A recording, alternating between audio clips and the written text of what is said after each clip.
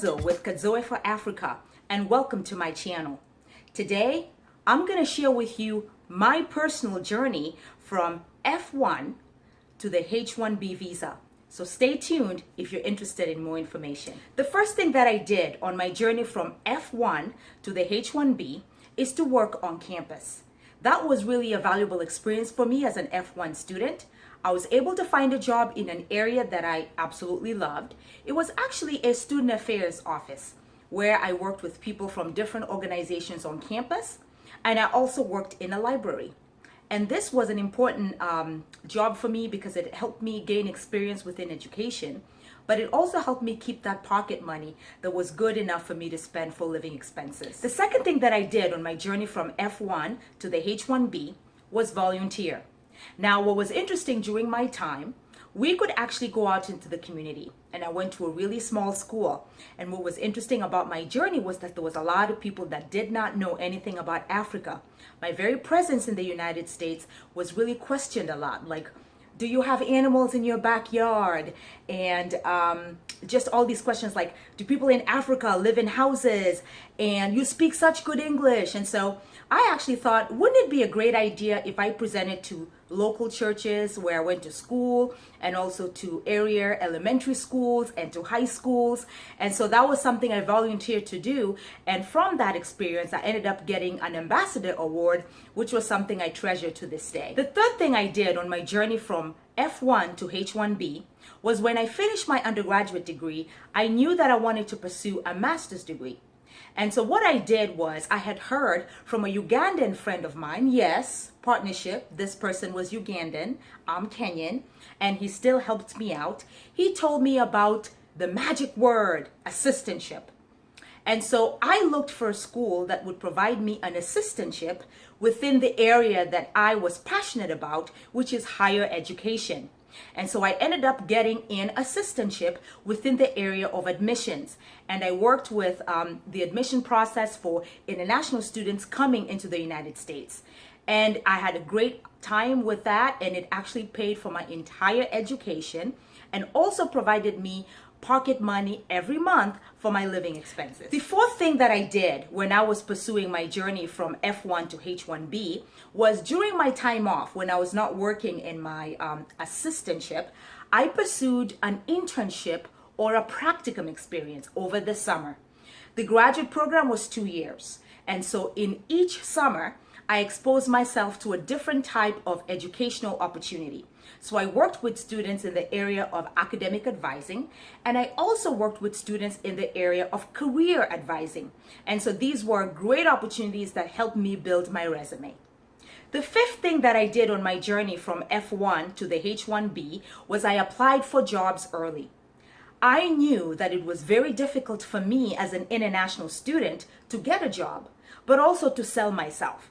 So one thing that I did was I applied to as many jobs as possible. And so I actually started applying for jobs in December, and I was graduating the following May. And so that was something that I'm so happy that I did, because I expected, and I did get, a lot of rejections, a lot of no's. You know, they don't want to hire international students. They don't want to do the paperwork. And so I knew that I needed to apply to as many schools. So folks, I applied to as many as 30 jobs a day, every day for 3 months, because I wanted to have opportunities.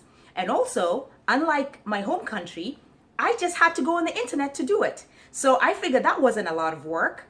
And so that was what I did for that process. The thing I did on my journey from F1 to H1B was when I found a job, and actually did find, I landed up with 4 or 5 interview opportunities, which gave me plenty of options as an international student in the spring. And my OPT card was on its way, so I knew that it was coming. And I went through the interview process, and for each of these schools, one of the questions I asked is if they were willing to hire me as long as I was eligible to work in the United States. So repeat after me, international students. Are you willing to work with me as long as I am eligible to work in the United States? That's a way that you ask, are you willing to sponsor me? I'll repeat that again. Are you willing to hire me as long as I'm eligible to work in the United States. So that means that regardless of whatever visa level I have, as long as I'm eligible to work in the United States, this company would be able to hire me. So I found, I ended up with two options. The first option said, yes, we will be willing, Kadzo, to work with you as long as you are legally eligible to work in the United States. The other job told me they are willing to work with me, but only up to the H1-B. So, of course, I made the decision to go with the company that was willing to work with me as long as I'm eligible to work in the US, because I knew that they would continue until the highest visa, which is beyond the H1-B, the green card.